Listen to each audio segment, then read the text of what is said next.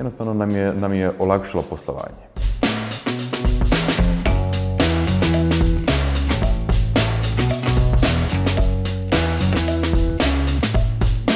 Muzej čokolade Zagreb je muzej koji se bavi poviješću čokolade, sociološkim i kulturološkim značenjem, te je jedno od najpopularnijih slastica. Nastojimo biti mjesto u kojem se može jako puno toga naučiti, ali jako puno toga doživjeti.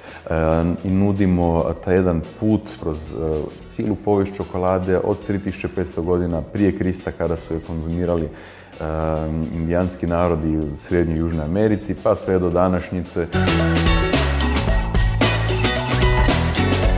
Razlog zbog čega smo se odlučili za Zoju kao aplikaciju za online naručivanje je jer smo u početku pribjegli jednom jednostavnom rješenju, tekice, doslovce, koji bi se upisivali termini koje bi naši posjetitelji zakazivali preko telefona ili preko e-maila. To služi svrsi, međutim je imalo dosta nedostataka. Između ostalog su nedostaci bili da komunikacija u samom timu nije bila brza i u realnom vremenu.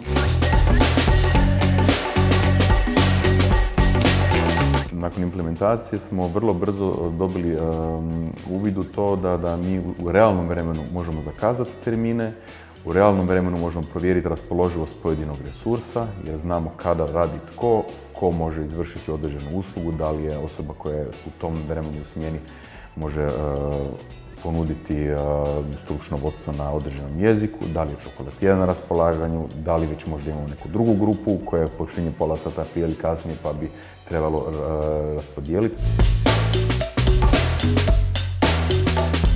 Prednost prema posjetiteljima, jer posjetitelj ne mora nakon upita čekati da mu potvrdimo nakon što čekiramo, nego može isto tako odmah dobiti potvrdu termina ili možemo odmah ponuditi alternativan termin koji je onda njima prihvatljiv ili ne.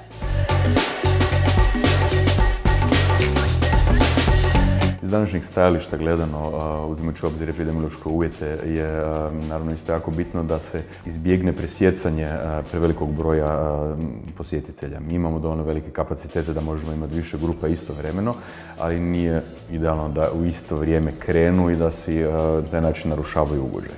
Iz tog razloga nam također pomaže aplikacija za planiranje, izbjegavanje takvih situacija, tako da mogu grupe samostalno prolaziti u ugodnom ambijentu. Stvarno moram reći da je cijeli proces od prezentacije do toga da aplikacija zaživi, da ju ljudi prihvate, da je taj cijeli proces trajao, ako kažem, 3 dana po noću večer.